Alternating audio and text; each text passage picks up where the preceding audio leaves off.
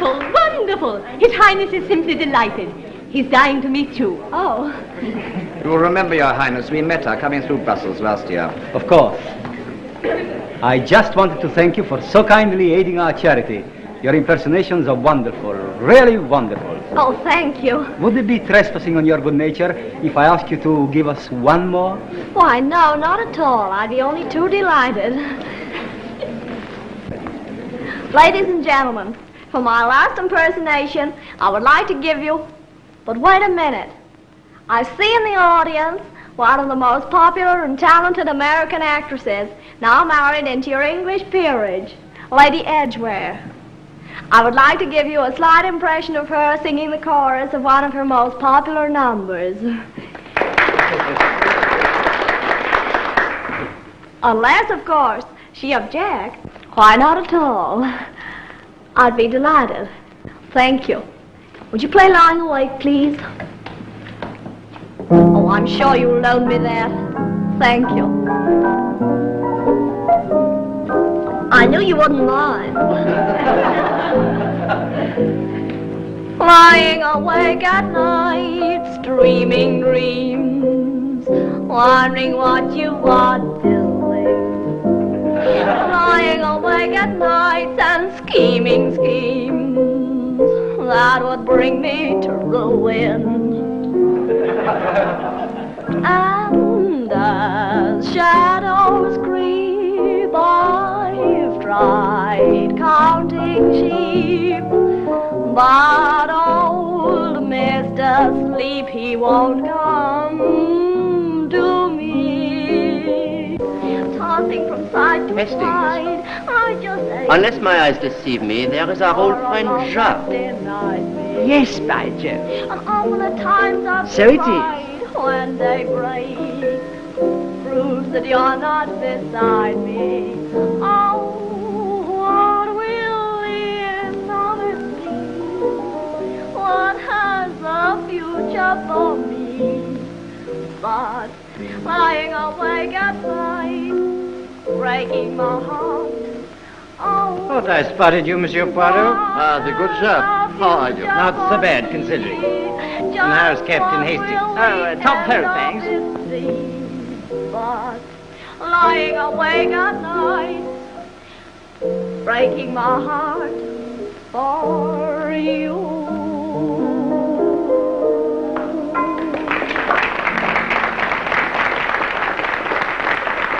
You know, Brian, that was simply marvelous. Almost uncanny. Yeah, it's a wonderful bit of work. No need to ask why you're here, Monsieur Poirot. Keeping an eye on his nibs, I suppose. On His Highness, as you say. No objection, I hope. Oh, a little unnecessary, perhaps. Scotland Yard's quite well able to protect our distinguished foreign visitors. Scotland Yard, yes. Especially when it is represented by Inspector Jacques. Quite. My government wished it, so I'm here. Ah, well, I'll see you later. I must be very good. Tell me, Hastings, is that not Brian Martin, whom we so often see in American films? Yes, I know him slightly. He whispers very daringly to the lady. Yes, he's always hanging about her nowadays. She's separated from her husband, you know. So, she's married then?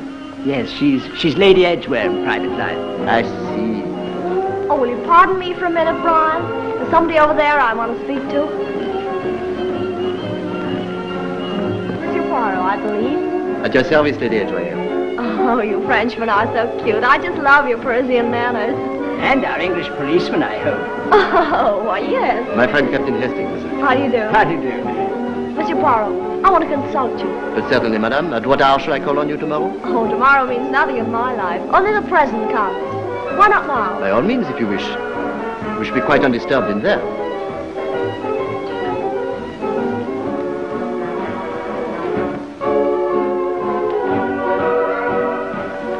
Monsieur Poirot, I've just got to get rid of my husband. But, madame, getting rid of husbands is not my speciality. Surely it's a lawyer you want. Oh, I'm sick of lawyers. They may know about the law, but they don't seem to have any kind of natural sense. And you think I have? Then tell me, why are you so anxious to get rid of Lord Edgware? Because I want to get married again. Surely a divorce is the thing to go for. It's as easy as buying a pound of tea nowadays. You don't know my husband. His first wife ran away from him, left a baby behind. But he wouldn't divorce her. That's his nature. When she died, he married me. Well, I couldn't stick it. I left him and went back to the States. And naturally, madame, you would not wish to give him ground. If you knew my husband, you'd know that that'd be useless. He's a fanatic. And who is the man you want to marry? The Duke of Merton. I'm just crazy about him. He's so odd. Of course, he's very religious, but I dare say he'll grow out of it. Meantime, Lord Edgware stands in the way of these romantic dreams. Yeah. Of course, if we were in Chicago, I could get him bumped off quite easily. But you don't seem to run the gunman over here. No, madame. Here we consider human beings have a right to live. Even husbands. Oh, I see. Madame, I cannot help you. Oh, no, Monsieur Poirot. I don't mean that I want you to go and kill him. Merci, madame. Captain Hastings. Good Lord, I couldn't think of it. I never killed. Oh, no. I want you to persuade Monsieur Poirot to go round and see my husband. Because if not, well, I guess I'll just have to call up a taxi and go and bump him off myself. Oh, but madame, I should hate to drive you to that extremity. You mean you will see him? But certainly, madame. Oh, I knew you would. Thank you. Oh, and Monsieur Poirot, I'm staying at the Barchester. Oui, madame. Au revoir. Au revoir, madame. I must go and find my partner. Sorry to have kept you, Brian. Say, what's it all about? Come on, I'll tell you why we're dancing. I say, isn't she attractive? Very. But such people go through life in great danger. Danger? Yes, because a woman like that sees only one thing in life, herself. And so sooner or later, disaster. Oh, I don't know. She's vain, of course. Vain and spoilt. And perhaps a trifle mad. Ah, Lord Edgware, he will see us at 11:30 this morning. I phoned his secretary last night. Toast? Thanks. Rather surprising he's agreeing to see you. There is nothing surprising, my dear Hastings. Greater men than Lord Edgware have found it difficult to refuse Hercule Poirot. Now, if it were not for my modest and retiring nature, I could tell you... I know. You told me before. Excuse me, sir. There's a gentleman to see Monsieur Poirot. A Mr. Brian Martin. Good. Very good. Ask him to come in.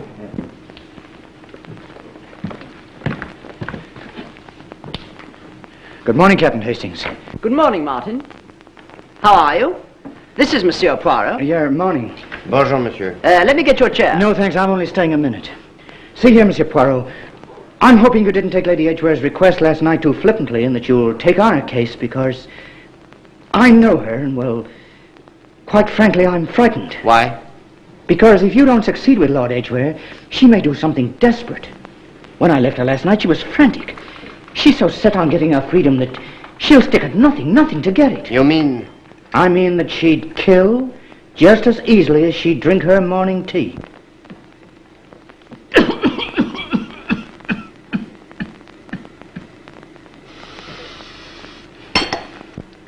That's what I mean, Monsieur Poirot, and that's all I wanted to say. But you will do your very best, won't you? Mais naturellement, Lady Edgware is my client. But tell me... That's all I came to say. And good day, monsieur. Good morning, and thanks again.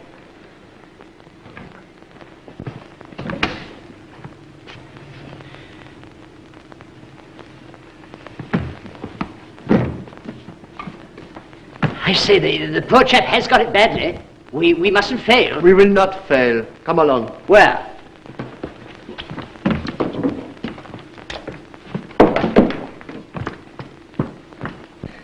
Come in, Monsieur Poirot. And Captain Hastings, isn't it? Please sit down. Yes. I am familiar, of course, with your name. Mm-hmm. I understand you've come to see me on behalf of my wife. That is so. Lady Edgware consulted me and... She wants a divorce. I'm quite aware of that. Her suggestion was that we should discuss the matter. There's nothing to discuss. You refuse, then? Certainly not. Not? Come on, what is all this? You don't refuse? I'm at a loss to understand your astonishment, Monsieur Poirot. You mean you are willing to divorce your wife? Certainly. She knows that perfectly well. Mais au contraire, She wrote me 6 months ago, urging the point. I've an idea she wanted to marry again. Some film actor, I believe. I wrote her at Hollywood telling her I was willing. You wrote and told her? She never said anything about that, Poirot. Nevertheless, I did, 6 months ago. Why she sent you to me, I can't imagine. I suppose it's a question of money. Extremely curious. There is something here that I do not understand at all. Curious? It's more than curious. It's odd. As regards money, I have no intention of making any financial arrangements. But there is no question of any financial arrangement. No question. You must be going to marry a rich man. There is something here I do not understand. Lady Edgware said she approached you repeatedly through lawyers. She did. And finally, as I say, she wrote to me herself. You having previously refused. Very so. But on receiving her letter, you changed your mind, Lord Edgware. I altered my view. The change was somewhat sudden. What was the cause? That is my own business. Pardon. I see. Well, we must not detain you any longer, Lord Edgware. I wish you good day. Good day.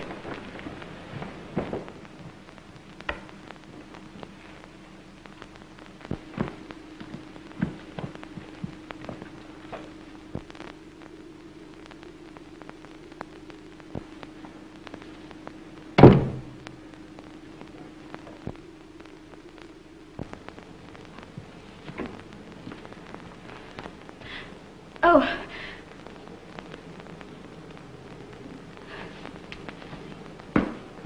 I say, she looks very upset. I wonder who she is. Probably his daughter. He has one. Are you surprised that she is sad? Where now? To the Barchester.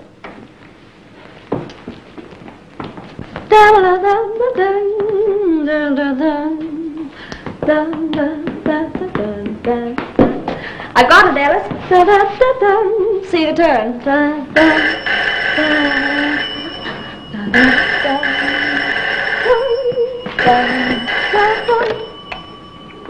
Hello? Yes? Oh, would you ask him to come up right away, please? Thank you. Alice, Monsieur Poirot's coming up here immediately. Now, I'll just go and slip on something decent. Tell him I won't be a minute.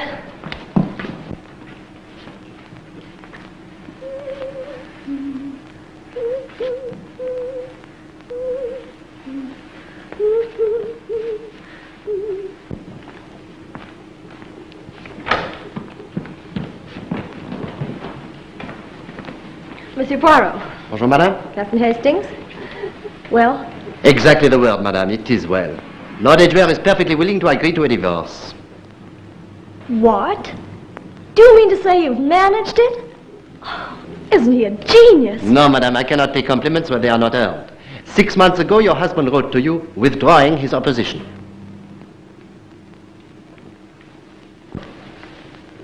What's that you say? Wrote to me? Where? It was when you were in Hollywood, we understand. Well, I never got it. And to think that I've been fretting and half crazy all these months. Aren't you surprised, Alice? Yes, indeed, my lady. His lordship must have changed a good deal since we knew him. Yes, he must. You cannot understand his attitude. It puzzles you. It certainly does. But anyway, it's of no interest what made him change his mind, so long as he has. It may not interest you, madame, but it interests me. Maybe. But the thing is that I'm free at last. Oh, not quite yet, you know. Well, going to be free. The Duke's in Paris. I must cable him right away. I'm glad, madame, that all is turning out as you wish. I will take my leave. Oh, you must go so soon? Alice? Goodbye, Monsieur Poirot, and thanks a lot. But I did nothing. Oh, yes, you did. You brought me the good news, and I'm very, very grateful. It is nothing. What is something is. What happened to that letter? Au revoir, madame. Goodbye, Captain Hastings.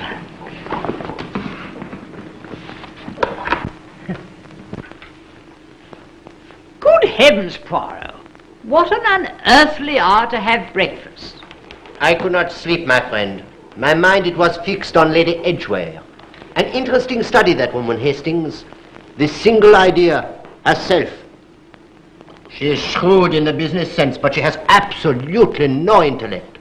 Well, le bon Dieu, he cannot give everything. Well, don't eat all the breakfast. I shan't be a moment dressing.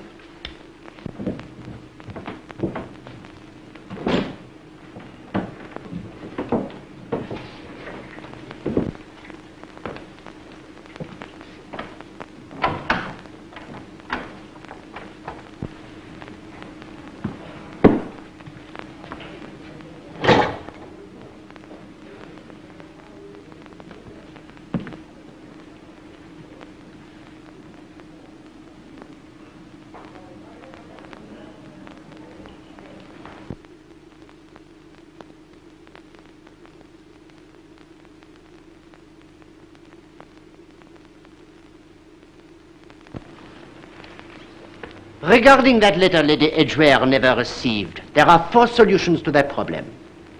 The first, that it was lost in the post. The second, that Lady Edgware was lying when she said she never received it. But I cannot see that that would be to her advantage. The third, Lord Edgware was lying. He never sent it. But I cannot see the point of such a lie. The fourth, someone suppressed that letter. Someone who did not want that marriage dissolved. Hastings, I would give a great deal to know what is behind this affair. Yes, and I'd give a great deal for one of those cigarettes you're messing about with. Oh, mon cher ami, pardon. Thank you. There is something. Someone of whom as yet I have but had a glimpse. Inspector Japp to see you, sir. Ah, le beau Jacques. Good day, Monsieur Poirot. Captain Hastings. Well, my good Jap, what brings you to see us? I'll tell you that in a word. Murder. Murder? Yes. Lord Edgware was killed in his house last night, stabbed in the neck by his wife. By his wife? Yes? How do you know that it was his wife who killed him? She was recognized. Recognized? Yes. Not much concealment about it either. Lady Edgware drove up in a taxi. A taxi? Hastings, I beg of you, do not repeat everything that the good Jap says. It creates the irritation. She rang the bell and asked for Lord Edgware. It was about 10 o'clock. I'm Lady Edgware, she says, as cool as a cucumber, and with that walks into the library and shuts the door. About 5 minutes later, the butler heard the front door slam. About 11, just before going to bed, he opened the library door, but it was dark. So he thought that his master had retired for the night. This morning, the body was discovered by him, stabbed in the back of the neck. By Lady Edgware. By Lady Edgware. Well, you have the criminal, but have you the motive? Yes, wanted to marry another man. Also often heard to utter threats. Since everything goes so swimmingly, why come to us? Because I heard that you were at Lord Edgware's yesterday morning. Oh, I see. Now, the moment I heard that, I said to myself, why does my lord want to see Monsieur Poirot? What's he afraid of? So before doing anything definite, I thought I'd come along and have a talk. What do you mean by anything definite? Arresting the lady, I suppose. Exactly. You haven't seen her yet? Oh, yes, I have. I went straight from Lord Edgware's to the Barchester. I wasn't wasting any time. And what did she say, my friend? Eh? Say? Huh. Wouldn't say a thing without her solicitor. And you are positive she did it? Positive. Then how do you account for this? You do not read your morning paper very carefully. Sir Montague Corner gave a dinner party last night at his house on the river at Chiswick. Amongst the distinguished guests present were Sir George and Lady Fisk, Mr. James Blunt, etc., etc., and the charming Lady Edgware. Oh, press stuff. Send out beforehand. They always do it.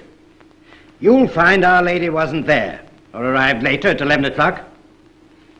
And now perhaps you'll tell me why Lord Edgware sent for you. Lord Edgware did not send for me, my dear Jap. It was I who requested him to give me an appointment. Really? And for what reason? No, I'm sure Monsieur Poirot will see me. It's very urgent. I've just heard. This is a terrible business. I've always dreaded it. I told you yesterday. So you have jumped to the conclusion that Lady Edgware murdered her husband? Do you mean I've got it wrong? That she had nothing to do with it? She did it, all right. Perhaps you can help us, Monsieur Martin. Sure. How? You see, Lady Edgware's a friend of mine. But in a matter of this kind, you cannot allow friendship to influence you. Yeah, that's all very well, but... Hang it all, Martin, this is murder. It's a nasty business, a sticky business. It isn't done. Yeah, but you don't understand. Lady Edgware isn't an ordinary murderess. She has no sense of right or wrong. That'll be a question for the jury. Come now. You cannot refuse to tell us what you know. Yes, come now. Well, I guess you're right. What do you want me to tell you? I'm informed that Lady Edgware wanted her freedom in order to marry another man. Do you know who that man was? Yeah. Who? The Duke of Merton. The Duke of Merton. One of the richest men in England. Yeah, he's rolling in money. Wouldn't her husband divorce her? No, he refused absolutely. You certain of that? Yeah. There's your motive, Monsieur Poirot. No, no, my dear Jacques. I saw Lord Edgware yesterday, as you know, and he agreed to a divorce. He agreed? That's quite correct. Yes, Well, you should have told Lady Edgware at once. I did. You see, it impairs the motive a little, my dear Jacques, does it not? And now, Monsieur Martin, before you jump too hastily to conclusions, cast your eye over this. Yeah, I've seen it, but I'm afraid that doesn't make an alibi. She never went to that dinner. How do you know? Well, she told me she wasn't going. You see? Now, Monsieur Poirot, don't try any of your funny theories. The case is as I say. The case as you presented, my dear Jacques, revolts the intelligence. What do you mean revolts the intelligence? It doesn't revolt mine. Naturellement. Well, Monsieur Martin, I thank you for your help. I'll keep in touch. I always thought at a moment she was crazy.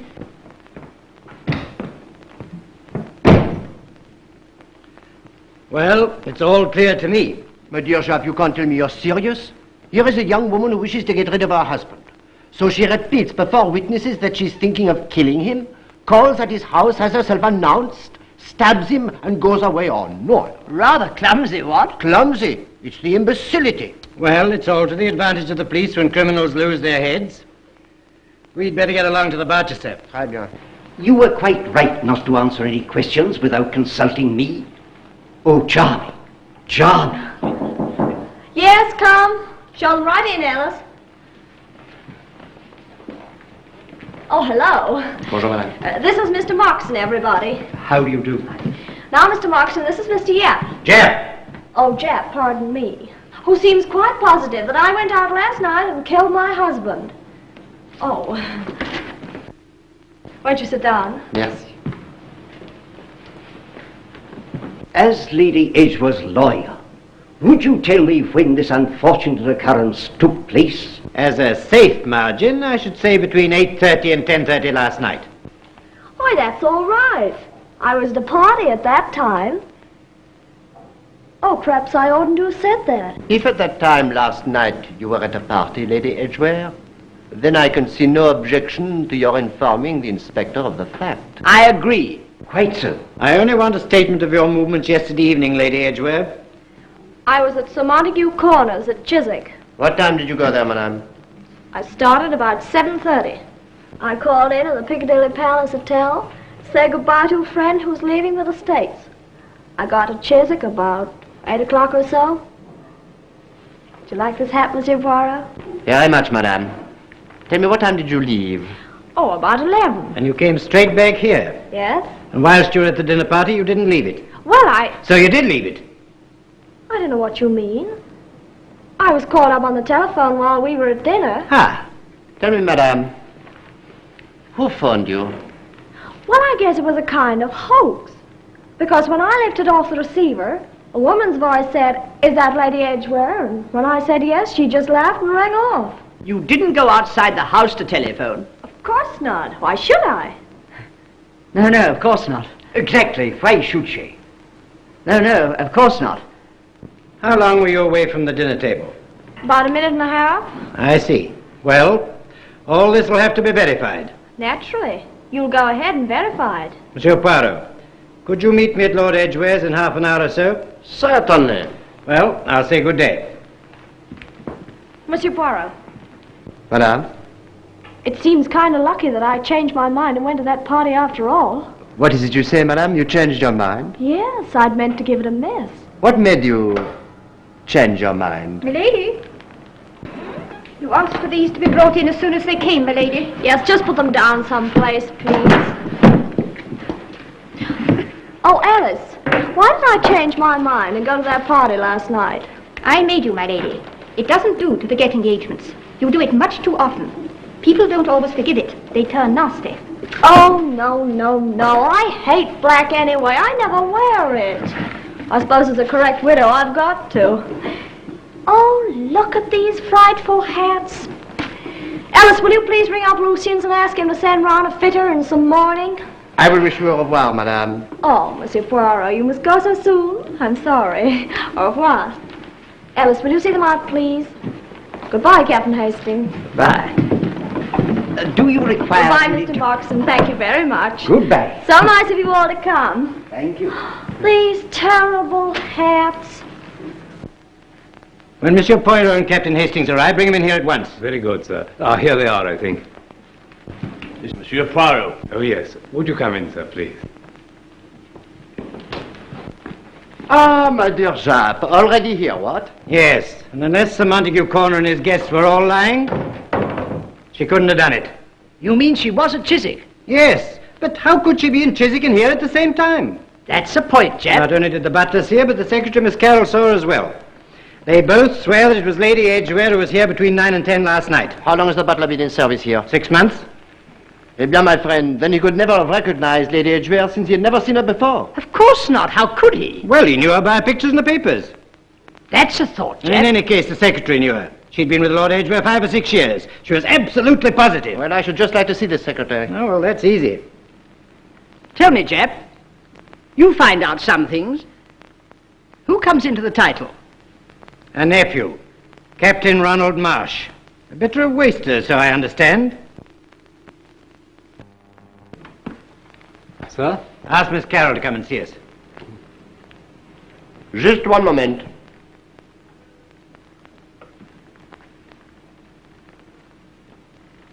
How was the lady dressed who called last night? Lady Edgware, sir? In black. Black walking dress, small black hat, string of pearls and a pair of grey gloves. One moment. Do you bolt the front door at night? Usually, sir. Last night, Miss Geraldine went to the opera, so I left it unbolted. Miss Geraldine? His Lordship's daughter, sir. Oh, yes, yes. A request, Miss Carroll.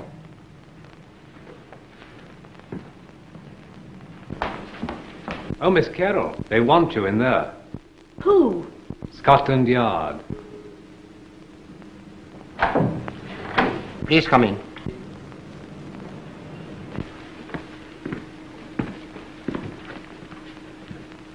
Pray be seated.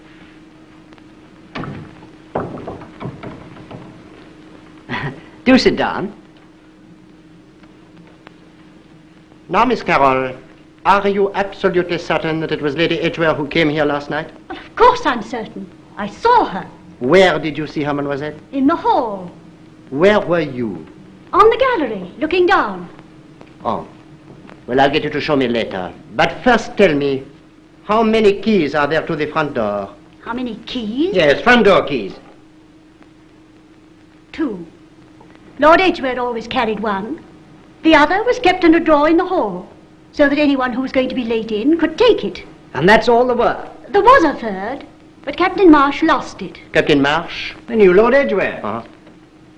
Did he come to the house much? He used to live here until 3 years ago, before the late Lord Edgware married his present wife. Why'd he leave? I don't know. He couldn't get on with his uncle. Got into debt. They quarrelled. Lord Edgware forbade him the house. That's all. Thank you, Miss Carroll. Now I just want to try a little experiment. Will you be so good as to follow me into the hall? Please, miss. Hastings, I want you to go up into the gallery and look down into the hall from the spot where Miss Carroll saw Lady Edgware. Yes? Perhaps you would be so kind just to indicate it. Certainly.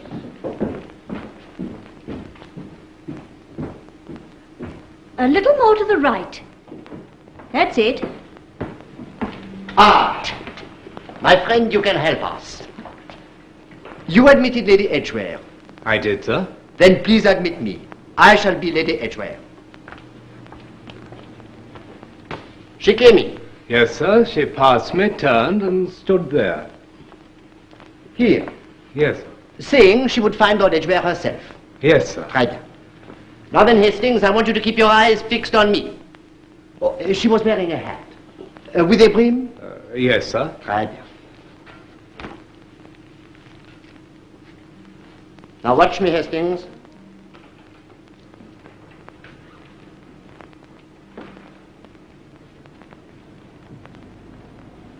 Miss Carroll, she did not turn around and speak again to the butler. She went straight in. Bien. Hastings, watch carefully.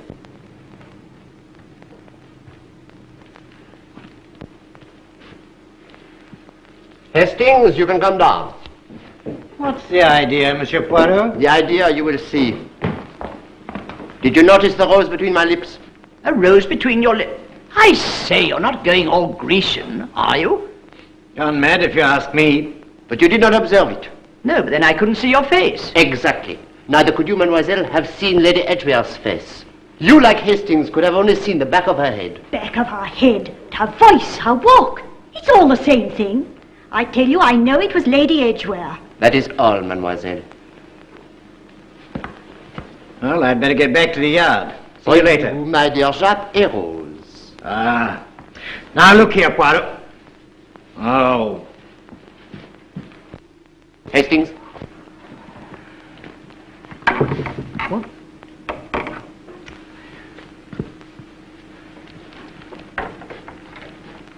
Most dangerous witness, Miss Carroll. Dangerous because inaccurate. Oh, I don't know. A voice and a walk are just as unmistakable. No. Well, I think they're the most characteristic things about a person. Therefore, they may be the most easily counterfeited. Counterfeited? Cast your mind back, Hastings. Do you remember Carlotta Adams' clever impersonations? Why, you don't think it's possible that... Oh, no, that would be too much of a coincidence. Regarded from one angle, there may be no coincidence at all.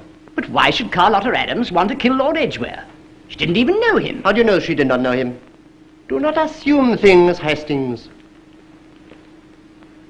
You have a theory, then? The possibility of Carlotta Adams being involved in this struck me from the very beginning. Will you just look up her telephone number? You think that... I think of every possibility.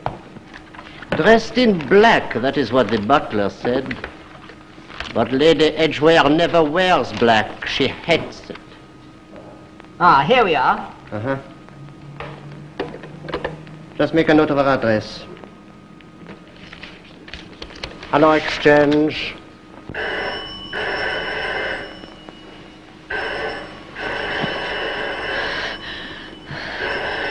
What's the matter? Miss Carlotta! Wake up! Oh, do please wake up! What is it? Oh, Miss Carlotta! Oh, my dear! Oh, what is it?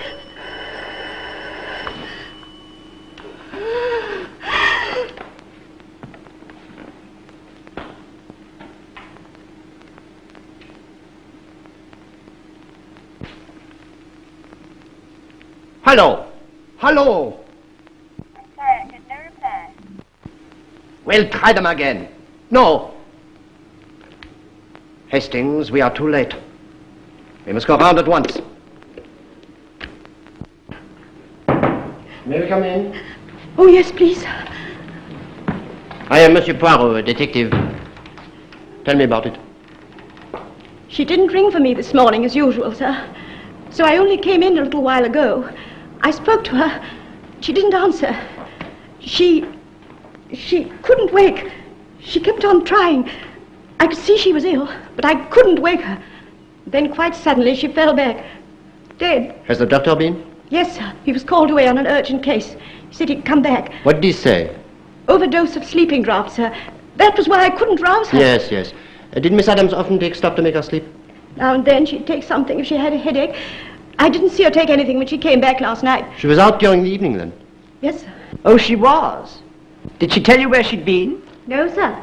Leave this to me, please, Hastings. Oh, I'm sorry. How was she dressed when she went out? Black dress and black hat, sir. Any jewelry? Only the pearl necklace she always wore. And grey gloves? Yes, sir. Her gloves were grey. What time did she return? Hastings, please.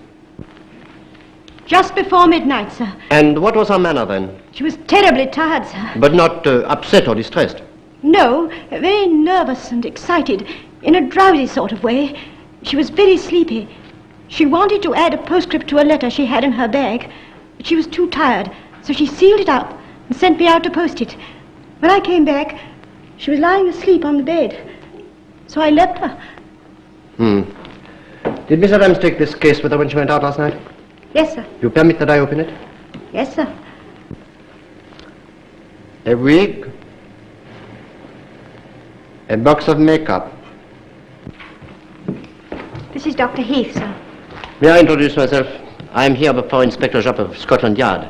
My name is Poirot. You may have heard of it. Naturally. This is Captain Hastings. How do you do? I understand you ascribe Miss Adams' death to an overdose of sleeping draught. Yes, she had evidently taken it for some time. What makes you think so? This. I took it away for safekeeping. It was in that case. This? Look inside.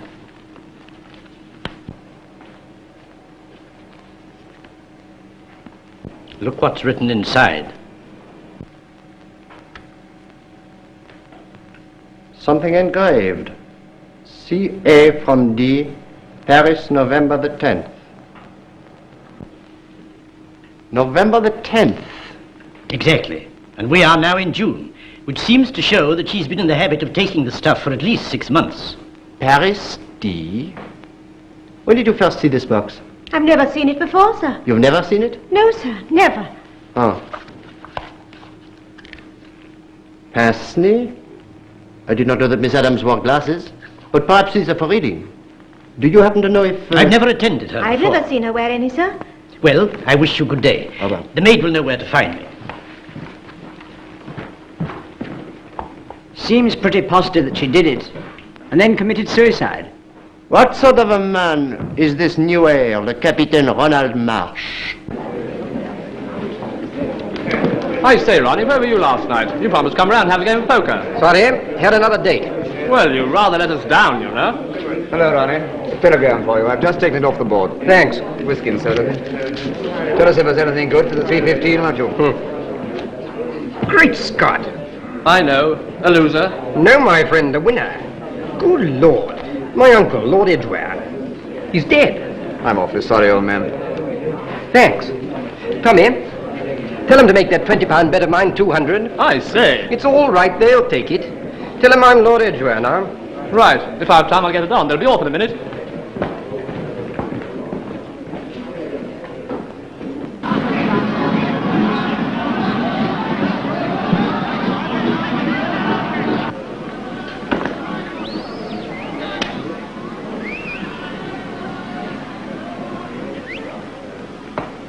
The Montague Corner, is it not? Yes? You remember we met in Paris? Why, it was Monsieur Poirot. Well, this is most interesting. Glad to see you again. This is my friend, Captain Hastings. How do you do? How do you do?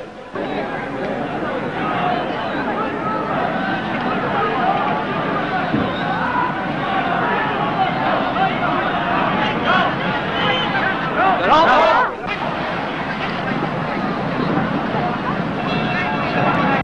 What are the colours? White, black bands. She's lying nice and handy. I suppose you've heard about Lord Edgware's death. Yes. A man from Scotland Yard came down and asked me a few questions. Would it trouble you if I put two more? Not a bit. Ah, there you are. Ah, this is Mr. Donald Ross, Monsieur Poirot, Captain Hastings. How do you do? How do you do? He was present at my dinner party last night. In fact, he sat next to Lady Edgware. You know, it was lucky for that lady she was with you. So it seems. I'm glad she was.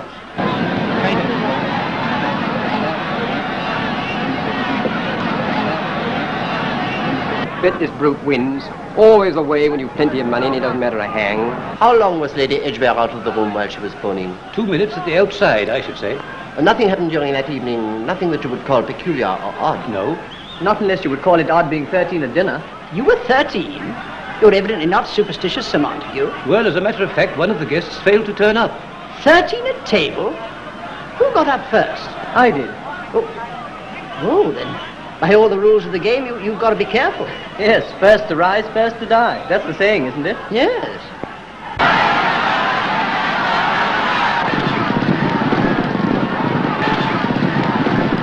She's full of running. Watch her come through.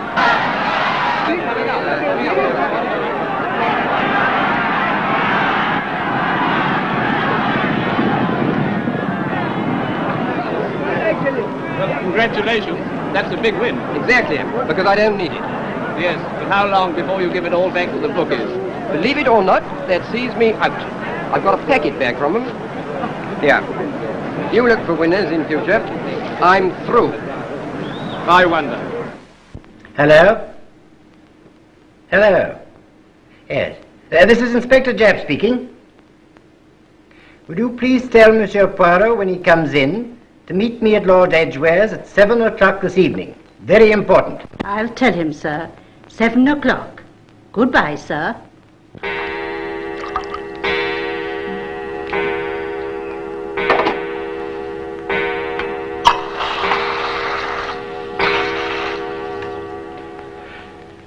That's right, gentlemen. Make yourselves comfortable. Will you drink? No, thanks. No, merci. We will not drink now. Then what can I do for you? What we want to know, Lord Edgware, is, do you know Lady Edgware well? That's right. No. I was chucked out of here 3 months before she married my uncle. A beautiful woman, but no subtlety. Methods rather crude, don't you think? Possibly. I believe you think she didn't do it. So she's got you round, has she? I have a great admiration for beauty, but also for evidence. Evidence? Perhaps you don't know, Lord Edgware, that Lady Edgware was at a party at Chiswick last night, the time she was supposed to have been seen here. Oh.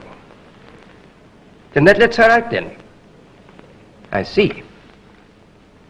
But there still remains the wicked nephew. Ah, Monsieur Poirot, I know what's in your mind. And I had a motive.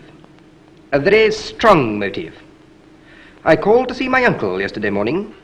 The first time I'd been in this house for 3 years. I called to ask for money. And I went away without getting any. That very same evening, Lord Edgware dies. But the trouble is, I have an alibi too. I happened to be at the opera at the time of the crime, in the box of that distinguished financier, Mr. Dortheimer. His wife and daughter were there also. How's that? It seems an excellent alibi. One more question. How long have you known Carlotta Adams? Why on earth should you want to know that? I was curious, that was all. Carlotta Adams, let me see. About a year. Know her well? Yes. And you liked her? I like her very much. Then you will be sorry. Sorry? What about? Haven't you seen the evening paper? Never read 'em. She is dead. Dead? Carlotta dead? But she was perfectly well the last time I saw her. When was that? The day before yesterday, I think. I don't remember. All the same, she is dead. What was it? A street accident? No, an overdose of sleeping draught. That's right. Oh, I say, poor kid. How terribly sad. Is it not? Yes. But she was getting on so well here. She was going to get her kid sister over from New York. They were going to settle here. You say kid sister? Yes. Let's see, what was her name? Lucy. That's right. She was devoted to her. Do you by any chance know the sister's address? Yes, I do. It was Carlotta's flat in New York. 107 Madison Buildings. 107, thank you. No. You better not. I tell you I will see him. I will. Please, Miss Geraldine. Please. I must.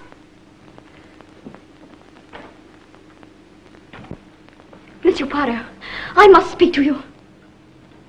Mademoiselle? On the day before my father was killed, you and Captain Hastings came to see him, didn't you? Yes, mademoiselle? Why did he send for you? Was he afraid of something? Please tell me. I must know. Mademoiselle, what passed between Lord Edgware and ourselves was in confidence. Then it was about... it must have been something to do with the family. I'm his daughter. I've a right to know what my father dreaded just before his death. It isn't fair to leave me in the dark. It isn't fair to him not to tell me. Were you so fond of your father, mademoiselle? Fond of him?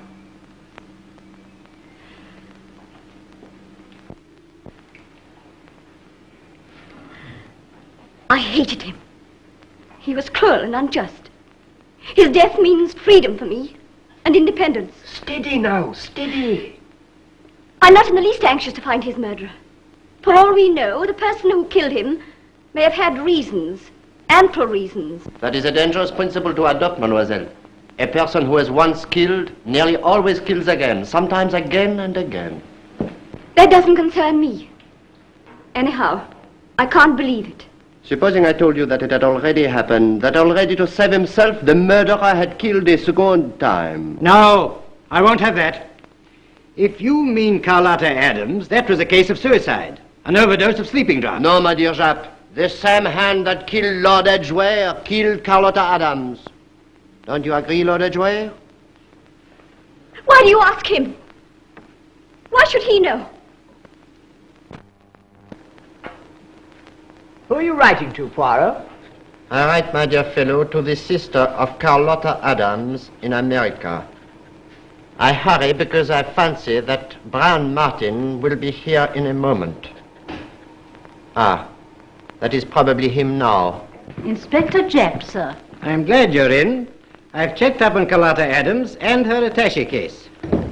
I've checked up on his lordship, too. That was correct about the opera. He was there all right. So? Now about Geraldine Marsh. She dined with some people called West. They took her to the opera and saw her home afterwards. I see. So Le Capitaine Marsh and Miss Geraldine were both at the opera, but with different parties. That's so. Well, have you arrived at any conclusion? Yes, I have. Carlotta Adams was the woman. She killed and committed suicide. Anyway, that's the assumption I'm going to work on.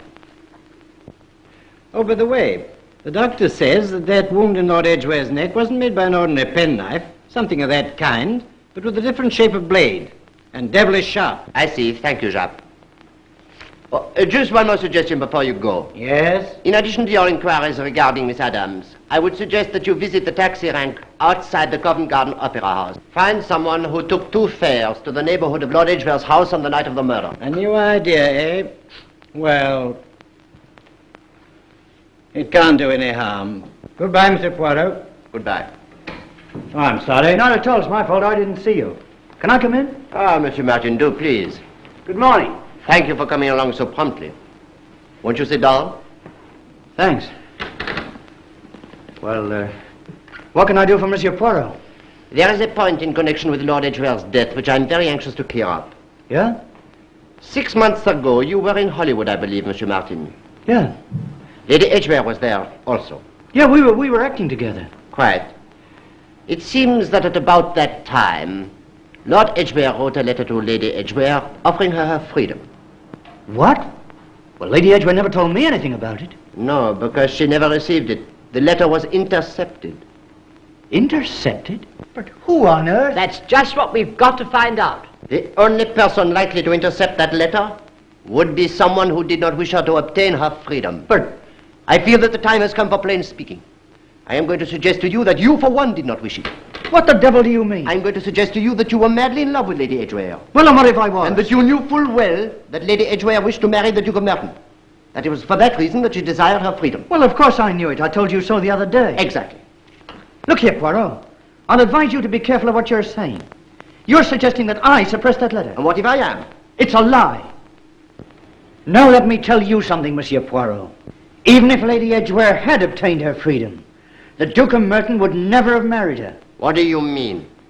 Since you're so darn clever, suppose you find that out for yourself.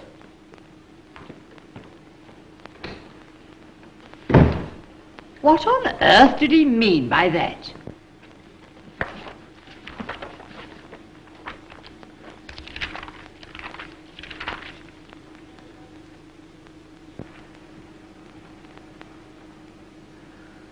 Excuse me, Your Grace, but there is a Monsieur Poirot, a detective, and a Captain Hastings, who beg that you will give them a moment. They telephoned, they say. Telephoned? His Grace is evidently of a religious turn of mind. Of course. Do you not know that he is the leader of the Anglo-Catholic party in this country? What you would call a pillar of the church. Yes, rather heavy reading, I should think. Will you kindly step this way, gentlemen?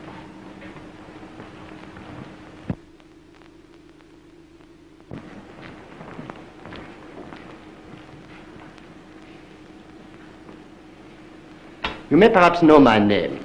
I have no acquaintance with it.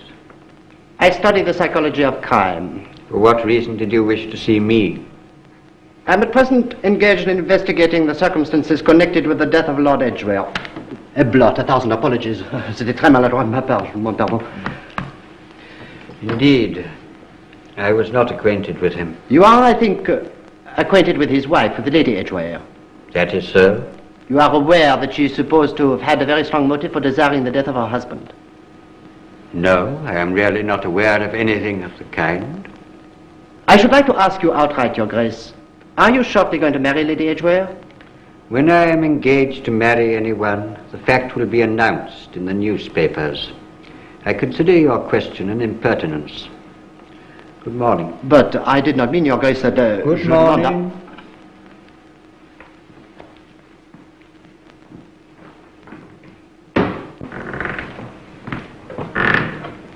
I say, that didn't go too well.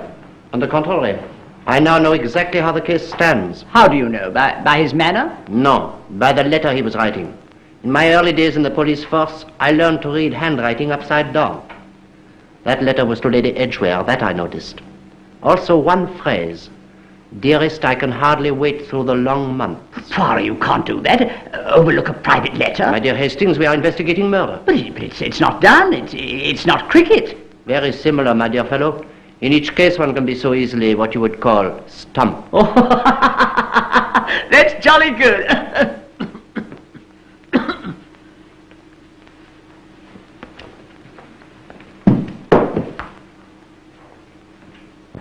It went off wonderfully, Alice. There were hundreds of people at the church. There was a terrific crush at the cemetery. They were turning them away. I counted at least 6 cameramen. They got me going into the church and coming out again. Do you know, I'm beginning to think that black suits me after all. It's very effective, you know, against white marble. Very old family, the Duke of Mertons. I see he is the 17th holder of the title. You believe in heredity, Hastings? You bet I do. That's how I got my money. I wouldn't have much time for the Duke, though. He's a self-satisfied ass. Almost as bad as Inspector Japp, sir. My dear Japp, charmed to see you. Well, things are moving. I congratulate you. What has happened? Well, I found that taxi driver and hunted up Carlotta Adams' movements. Yes? I found that a lady had left an attache case in the cloakroom at Euston at 8:45 that night. Euston? That's the nearest big station to Lord Edgware's. The case has since been identified as Carlotta Adams's. And doubtless she went there, made up her face in the cloakroom, and then left the case. When was it taken out again? About 10:30, the clerk said, by the same lady. Now, amongst other things, I've traced that Carlotta Adams was in the corner cafe in the Strand between 10 and 11. How did you discover that? Well, the papers have made a lot about the little gold box with the ruby initials. And a waitress reading about it remembered that she'd served a lady that evening who had just such a box in her hand. She remembered the CA on it. Now, I've seen the girl, and I don't think there's much doubt about it. The lady seemed to be filling in time waiting for a friend. And after a time, she gave it up and went out. It was a rendezvous. A rendezvous with someone who did not turn up. That's your theory, Monsieur Poirot. A mysterious man in the background. That's a myth. Well, I'll bring in that taxi man. Come in.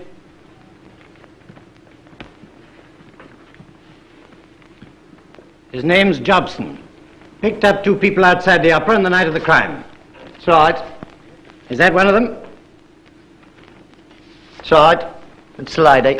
And is that the other? Couldn't swear to it. It's like him, though. That'll be Miss Geraldine and Captain Marsh, all right. You picked them up at about 10:30, eh? That's right. Or was it nearer 10:15? It's right. Come on now, which was it? Between 10 and 11. I see. Well, go on. Well, they tell me to drive to Regent's Gate. They tell me the house when I got there. They tell me to be quick, too. It takes you 6 or 7 minutes to get there. That's right. Well, a gentleman stopped me about number 8.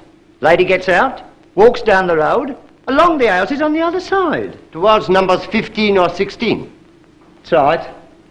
And she went into the house. That's right. And the gentleman didn't go in. Aye, she did. After about 5 minutes. Seemed to get impatient.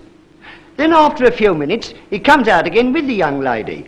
Gets into my cab, tells me to drive back to the opera, which I done. You wait over there. That's all you know? That's right. And now what do you make of it, my dear Japp? Did Carlotta Adams kill Lord Edgware? Or is Le Capitaine Marsh your man? Or oughtn't we perhaps to consider Miss Geraldine? Excuse me, Inspector. This has just come up from the yard. It's from the New York police. I shall want you again. That's right. Read your request information, Carlotta Adams. Stop. Following is copy of letter to Lucy Adams, her sister. Stop. Dearest little sister, I'm sorry I wrote just a scrappy bit last week, but was rather busy. The other night I met Lady Edgware, and she was ever so sweet about my show and my impersonation of her, which brings me round to what I'm going to tell you. You know that she no longer lives with her husband. I've heard a lot about him too lately, and he's no beauty, I can tell you. He treated his nephew, Captain Marsh, in a most shameful way. By the way, Captain Marsh enjoyed my show very much.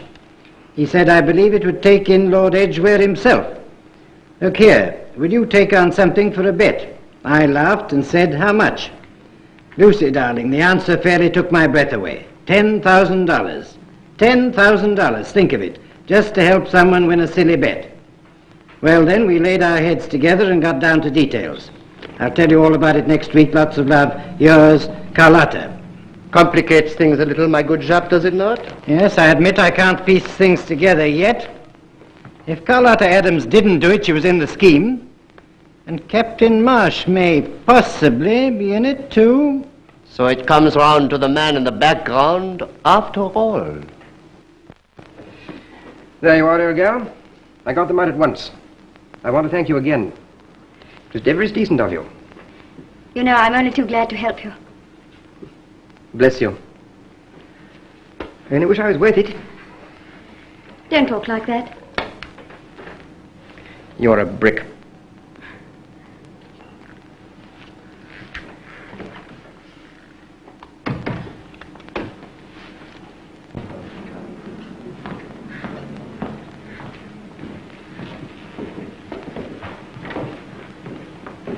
Inspector Japp and Monsieur Poirot, my lord. Ah, gentlemen. Sit down. Yes. I must warn you, my lord, that anything you may I say... can guess why you're here, Inspector. I expect you'd like me to make a statement. That's as you please, my lord. So my beautiful alibi's busted, eh? Taxi man, I suppose. That's right. That's right. Well, I'll tell you the truth. I was in a hole for money. I tried my uncle. No good. Quite by chance, I met my cousin Geraldine at the opera. She'd always been awfully decent, and she suggested that I should take her pearls. And the pearls were here, I suppose. So off you went. Exactly. Why did you follow her into the house? Well, she was such a deuce of a time.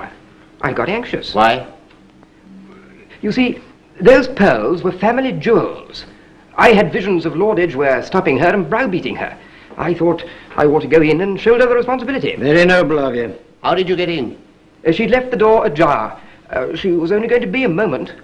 I went in. I listened at the library door, expecting to hear voices. There wasn't a sound. Just at that moment, Geraldine came downstairs with the pearls. Her maid had put them away. We left the house together and went straight back to the opera. A very good story.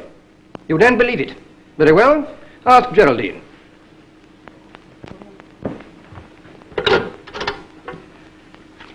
Ask Miss Geraldine to come to the library. And what's all you've told us got to do with your wager with Miss Adams? Wager with Miss Adams? What on earth are you talking about? Do you deny that you offered her $10,000 to come here and impersonate Lady Edgware that night? $10,000? Nonsense. I hadn't got you to sum. You don't seem to have much difficulty in raising money. Your cousin has told us about the pearls. About the pearls? Yes. I would like to know, where was he standing when you came down the stairs? In the hall. He was just turning away from the library door. Good enough. Lord Edgware, I must ask you to come along with me to the police station. But he wasn't coming out of the library. He hadn't been in. How do you know that when you're upstairs looking for your jewels? Oh, come along if you're coming. But they're taking him away. They believe he did it. You do too. No, mademoiselle, I do not believe it. But the good Jap, he must have his way. Hello, Poirot. What progress? Much, my friend. I have been concentrating on the question of that little gold box. The gold box which contained the sleeping draught by which Carlotta Adams met her end. Yes? I have cabled the French police to make inquiries from all the jewelers in Paris. You think that... An idea has come to me. Why did not Miss Adams' maid recognize that box? From the date on it, apparently Miss Adams had had it for 6 months. It therefore seems strange that the maid should not have seen it, does it not? Yes, very. Then I will tell you why she had not seen it. That date was a blind. The box had only recently been given to her, possibly the day before her death, to make it appear that she was in the habit of taking a sleeping draught. Now then, who bought it and gave it to her? If we can discover that, we shall be a step forward. And now see. Oh, the light is much better over there. Let's go.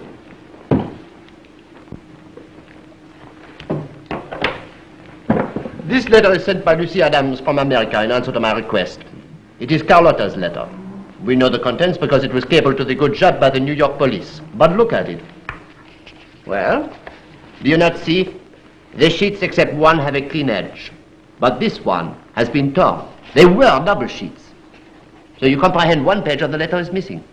Captain Marsh enjoyed my show very much. He said, but it makes sense. Yes, that is where the cleverness of the idea comes in. But read on and you will see. He said, I believe it would take in Lord Edgware himself. You see it now? The letter breaks off where she is talking of the Captain Marsh. Then on the new sheet she goes on, he said. But a page is missing. The he of the new page may not be the he of the old page, namely the Captain Marsh. In fact, it is not the he of the old page. Not? It is another man altogether who proposed that hoax. You see, the removal of that one page on the letter is capable of being twisted into a damning accusation of another man. A man, too, who has a motive for Lord Edgware's death. Ah, it was a gift. The money for the confiture, as you say. Money for the... Oh, money for jam. Oh, yes, jolly good.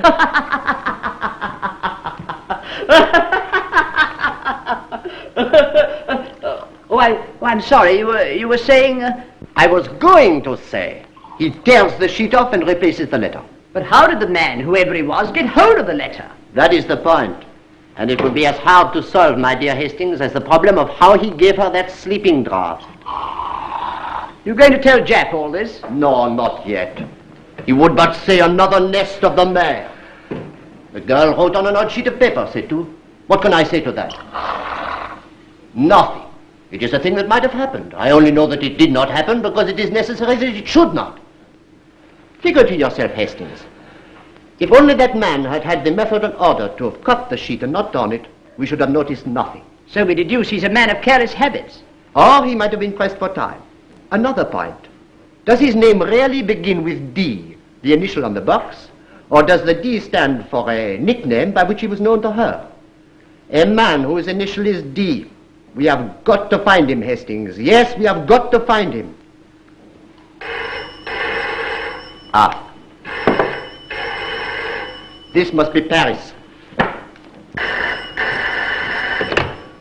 Hello? Hello, Paris? Oui, c'est Poirot qui parle. Bon. In a moment, we shall know. Ah, Bonnard, ça va, mon vieux? Très bien, merci. Eh bien, dis-moi, quelle nouvelle? Oui? Oui? Quel nom? Ah, Carly. Très bien, je te félicite, mon vieux. Merci bien, au revoir. Good news? Great news! The box was bought in Paris, ordered by letter from London. Signed, Constance Ackerley, a fictitious name, no doubt. It was packed up and called for by a woman, short, middle-aged, and wearing pince-nez. Now, who? Miss Carroll, she wears glasses. No, that is the imbecility. Miss Carroll's glasses were concave. These are not. Now, who? Who else? Ah, we are busy tonight. Hello? Yes? Who? Oh, Monsieur Poirot, it's Donald Ross speaking. Yes? I want to see you. I can't very well mention names over the phone, but it's about a remark made at dinner just now. I've hurried back to my flat to phone you. I think it's got a strong bearing on Lord Edgware's death. So, with whom are you dining? Tell me. I'm afraid I can't. Not on the phone. Hold on a minute, will you? Hang on. Hastings, this promises to be intriguing. Hello? Hello, are you there? The receiver is still off, I can hear, but he does not speak again. Perhaps it... Hello? Hello? Hastings, there is something queer going on. I sense danger. We must go to Ross's flat at once before it is too late. Stabbed at the base of the skull. What does it mean, Poirot? It means that what this young man had to tell me incriminated the murderer of Lord Edgware. That is why he had to be silenced. This beats all. No, my friend, it simplifies everything. I have only to find out one little point, just one little point. Oh, mon Dieu, I've been blind, foolish. What? In an hour's time, we will all meet at the Barchester, and I will tell you. In 1 hour.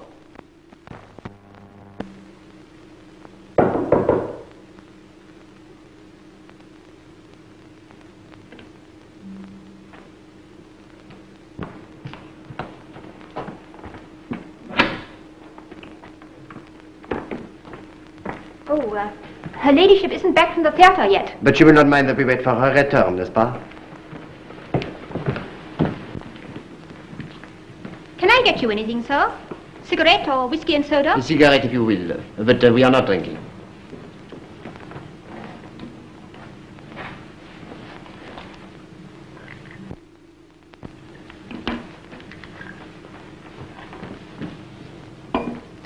I'll take my work into the other room. Very fine. But what a pity. A little tear. Really, sir? That's not a tear, sir. That's on purpose. Of course, how foolish of me. I'll ring through to the theatre and tell her ladyship that you're here.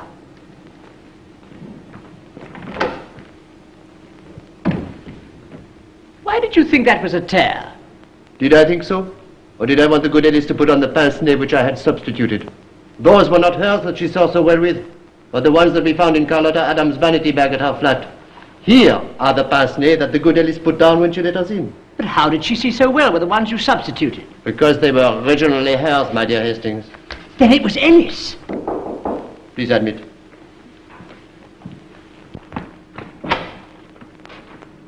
Ah, the good chap. Not late, am I? No, my good friend. What are you puzzling over? The original of the letter cabled to you by the New York police. It has been sent to me by the sister of Carlotta Adams. Well? You not see? I see it's a letter. Yes, well, what about it? Hastings, do you remember my saying to you that if the murderer had been a man of method and order, he would have cut this page, not torn it? Yes?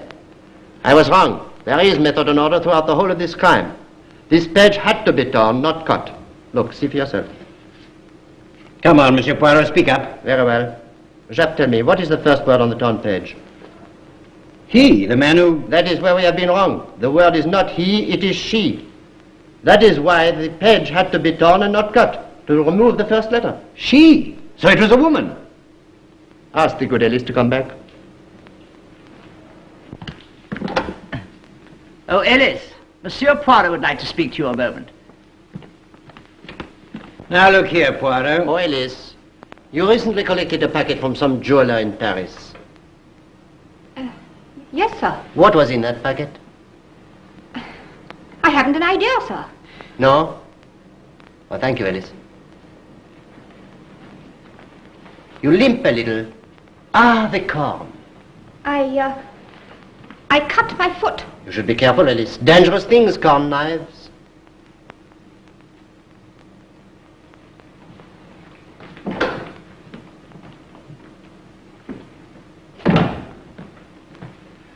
Well, I'm, you know, one of the first people I suspected. And then you would have been wrong. It was not Alice. Oh, milady. Well, I've not been long, have I? Are they still in there? Yes, milady. Monsieur Poirot, Captain Hastings... Oh, I'll give them supper downstairs. Will you tell Louis that I've got guests? Oh, wait a minute. I think I'll slip into something decent. You know, the mauve dress, Alice, with a frill. Yes, I suppose it would go that way. But why kill Ross? Why kill Ross, you ask? Ah, that is where her alibi was her undoing. Because Donald Ross was a guest at that dinner at Chiswick's, and the conversation and mental attitude of the lady there was very different from Lady Edgware's mental attitude when he dined with her alone at a later date. Something Lady Edgware said or did told him that this was another woman. Perhaps he told her so. Perhaps she realized that she had made a faux pas. That we can only surmise. But connecting it in some way with Lord Edgware's death, Donald Ross hurries to his flat and telephones me. Before Ross can tell me on the telephone what he fears, Lady Edgware is hot on his heels. Scarcely has he picked up the receiver than she knocks at his door. He admits her, then returns to the phone. At that moment she strikes, and Donald Ross is silenced forever. You mean to tell me that you think that she committed all these murders? That she... I do not think, my friend. I know she did. Every one of them. Devilish cunning. Yes, the cunning of a monomaniac. And the cruelty and vindictiveness of a self-centered woman. You remember what I said to you, Hastings, the first time I met her? I said... Look out! No, madame. 3 murders are quite enough. Alice's corn knife, I thought so. That was the weapon, Jacques. Well, you needn't be so rough. You might at least consider my appearance. Appearances, my dear lady, are definitely against you. I can't imagine what came unstuck. Everything was so carefully planned. Madame, you tried to pull the wool over the eyes of Hercule Poirot. And I'm hanged if we can have that. Under the circumstances, that's a very tactless remark.